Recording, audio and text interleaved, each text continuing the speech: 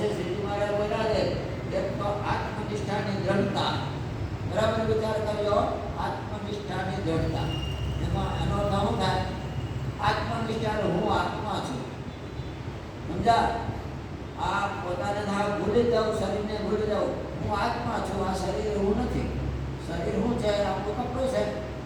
શરીરને આપણે ખોળ્યું કંઈ નથી કરતા. જો મનુષ્યનું ખોળ્યું, પશુનું ખોળ્યું, પક્ષીનું ખોળ્યું કંઈ છે ને, તો ખોળિયાનો અર્થ શું થાય? જો ઉપરથી ચડાવેલું હોય ખોળ્યું કહેવાય. જેમ કાટલાનું ખોળ્યું સમજાય છે ને, કાટલાનું ખોળ્યું, તકિયાનું ખોળ્યું, અક્ષિકાનું ખોળ્યું, ઉપરથી ચડાવેલું એ ખોળ્યું કાટલું એક ન કહેવાય. ખોળિયા કેટલા થાય? અને કાટલું તો વર્ષો સુધી એનું રહીએ, એમાં તકિયો તો અક્ષિક બધું એનું રહીએ ને, ખોળિયા કેટલા થાય? એમ આ શરીરનું ખોળ્યું, મનુષ્યનું ખોળ્યું એ બદલ્યા કરે છે. અને આત્મા એનો રહે છે. આત્મા મળતોય નથી, આત્મા જન્મતોય નથી. જન્મે છે ને મરે છે આ દેહ, આપણું શરીર. એટલે શરીર છે એને ખોળ્યું ગયો અથવા તો કપડું ગયો. વચનામાં મહારાજે કીધું છે કે દર્દીને ઘરે જઈને ડંકો સીવડાવ્યો અને પુષ્કળ સીવડાવ્યો, માનો નહીં. દર્દીને ઘરે પુષ્કળ સીવડાવ્યો, દર્દી માણી જઈને અને પછી ગયો અને પૂછે તમારે મા બાપ કોણ? તો કે દર્દીને દર્દી. દર્દી મા બાપ ક્યાંથી? અને ત્યાં કપડાં સીવી આપ્યા, એટલે કપડાં સીવી આપ્યા એટલે શું મા બાપ થઈ જાય? એમ આ શરીર રૂપે એક બદલો છે. એટલે આ શરીર રૂપે બદલો છે, પુષ્કળ છે. એ ક્યારે બ્રાહ્મણ, ક્યારે ક્ષત્રિય, ક્યારે વૈશ્ય શૂદ્રથી જન્મે છે, સમજ્યા? એટલે સિવાય છે માનવું, સમજ્યા? એટલે એ શરીરના મા બાપ છે, શરીરના જ ગણવા, આત્માના નહીં. હું આત્મા છું, હું આત્મા છું, મારા મા બાપ નથી.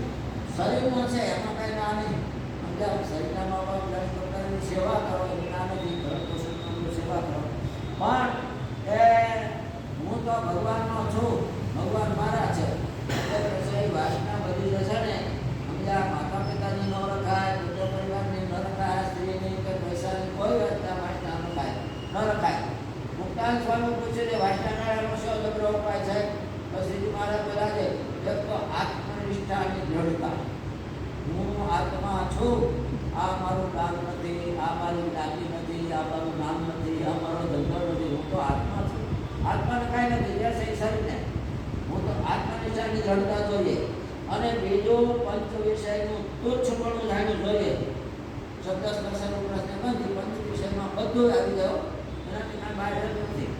તો એની તુચ્છતા, એ બધું તુચ્છ છે, જીવાત્માને હાનિ કરતા છે, દુઃખરૂપ છે. એમ સમજો પંચ વિષય શબ્દ સ્પર્શ રૂપ રસને બંધ એનું તુચ્છપણું જાણવું જોઈએ.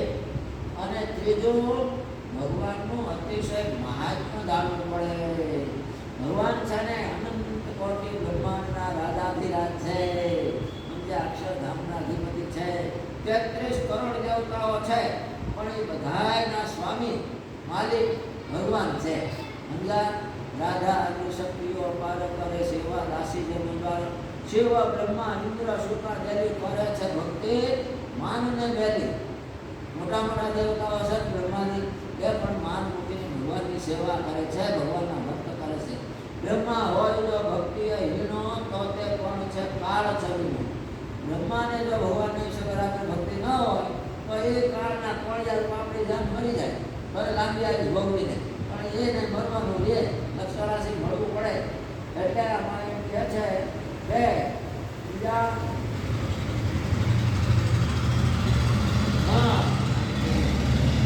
ત્રીજું ભગવાનનું અતિશય મહાત્મ્ય જાણવું. એવો ભગવાન વૈકુંઠ ગોલોક બ્રહ્મોને સર્વે ધામના પતિ છે ભગવાન. માટે એવા ભગવાનને પામીને તુચ્છ વિષયના સુખમાં હું શું પ્રીતિ રાખું. એવી રીતે ભગવાનના મહિમાનો વિચાર કરી અને વળી એમનો વિચાર કરવો જે ભગવાનને ભજતા થતા પણ જો કોઈ તો ખોટ રહી જશે ને કદાપી જો ભગવાનના ધામમાં નહીં જવાય ને ઇન્દ્રલોક તથા બ્રહ્મલોક ને વિશે ભગવાન મૂકશે, ઇન્દ્રલોક અથવા બ્રહ્મલોક બ્રહ્માના લોકમાં કદાચ મૂકશે, ભગવાનના ધામમાં નહીં જવાય ને મૂકશે, તોય પણ આ લોકના કરતા તો ત્યાં કોટી ઘણું સુખ અધિક છે. એમ સમજીને આ લોકની વાસના રહી થવું. આના કરતાં કરોડો ઘણું અધિક સુખ છે ઇન્દ્ર લોકમાં, બ્રહ્માના લોકમાં. એમ સમજીને આ લોકની વાસના તો મૂકી દેવી. બીજા અરે કોટી ગણું વધુ સુખ છે બ્રહ્માના લોકમાં, એવો વિચાર કરીને પણ આ સંસારના તુચ્છ સુખ થકી વાસનાએ રહિત થવું અને એવી રીતે ભગવાનનો મહિમા જાણીને વાસનાએ રહિત થાય. આવી રીતે ભગવાનનો મહિમા સમજીને વાસનાએ રહિત થાય ત્યાર પછી એને એમ જણાય કે મારે કોઈ કાળે વાસના હતી જ નહીં. સમજ્યા? અને એ તો મને વચમાં કાંઈ ભ્રમ જવું થઈ જાય ને, પાછું મરી જાય એવું થઈ જાય. ભ્રમ જવું થયું હતું પણ હું તો સદાય વાસનાએ રહિત છું એવું ભાષે છે.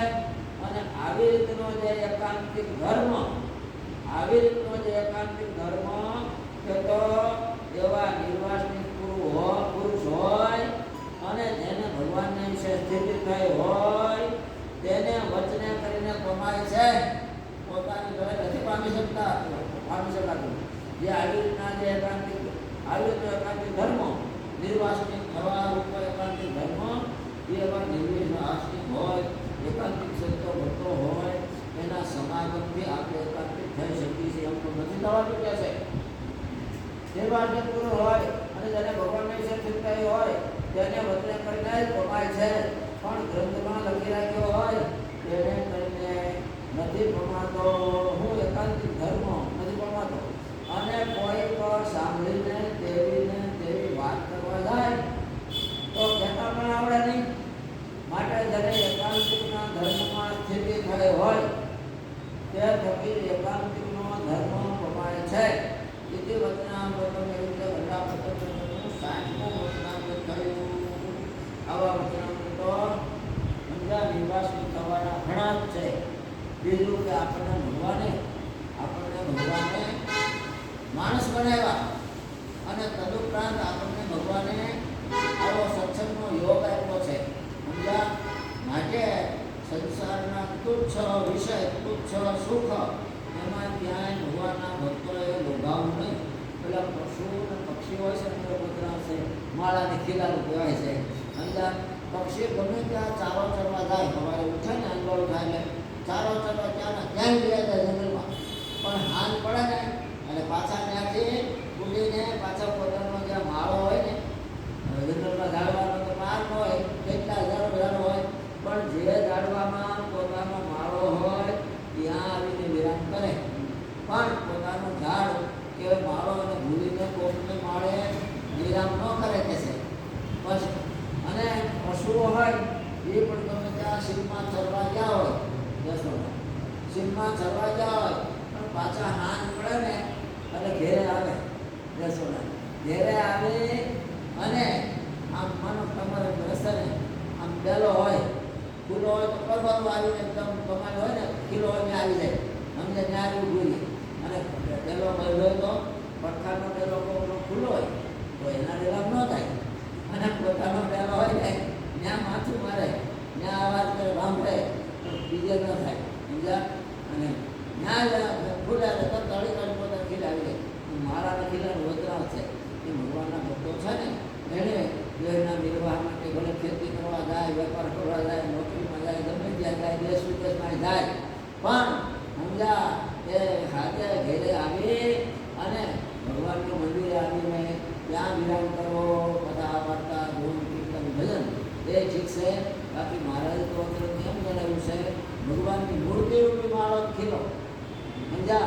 ભલે આપણે ગમે ત્યાં ધંધા કરી પરવારી ઘેરે આવ્યા અને વાળું પાણી કરી પછી આરામ કરીએ ત્યારે ભગવાનની મૂર્તિ એ રૂપી માળો ત્યાં વિરામ કરવો.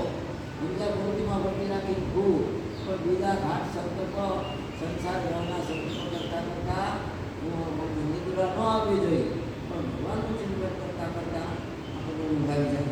એટલે ભગવાનની મૂર્તિ એ રીતે માળો ખીલો ત્યાં વિરામ કરવો અને ભગવાન ખૂબ સમજાયું છે.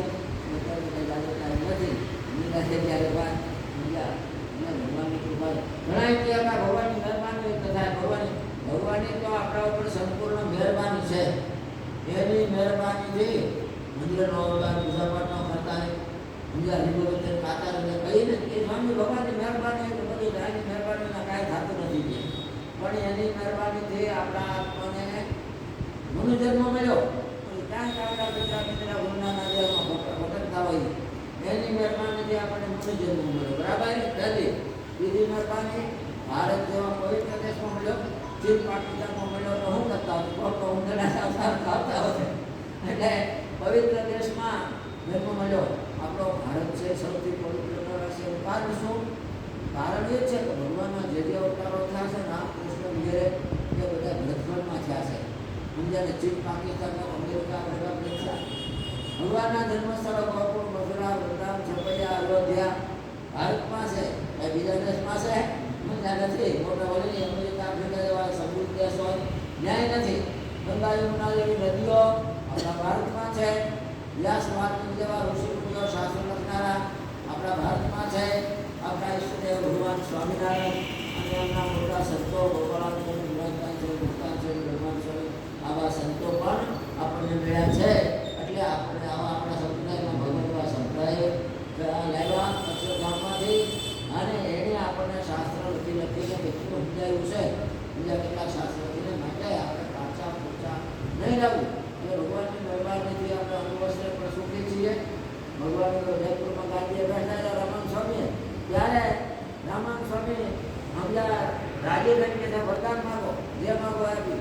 મહારાજ કે વરદાનથી માગી તમારા ભક્તને ગુરુને તમારા ઘરનો કહેવાય મળી જતા. એટલે તમારા કરતાં અમારા ભક્તોને પ્રારબ્ધમાં નસીબમાં રામ પાત્રને માગી ખાવાનું હોય તો એ અમને આવે ભગવાન છે પણ એનો અસર દુઃખી ન થાય. અને એના કાળે વીછીની વેદના લખે તમને કરોડ વીછીની વેદના થાવ પણ એ ભક્તોને ના થાવ છે. હવે આ ભગવાન ભગવાન આપણે માટે માંગ્યા છે. એટલે આપણે આપણા જીવનની રહેવાની કાંઈ ચિંતા કરવી નહીં. ધંધા વિદ્યાની કાંઈ ચિંતા નહીં. આપણા કલ્યાણમાં અધૂરું ન રહે, ખામી ન રહે એની ચિંતા રાખી અને ભગવાન ભજવામાં કોઈ રીતે કાચા ન રહેવું એટલું વિરામ પામું છું. પરસોત્તમભાઈએ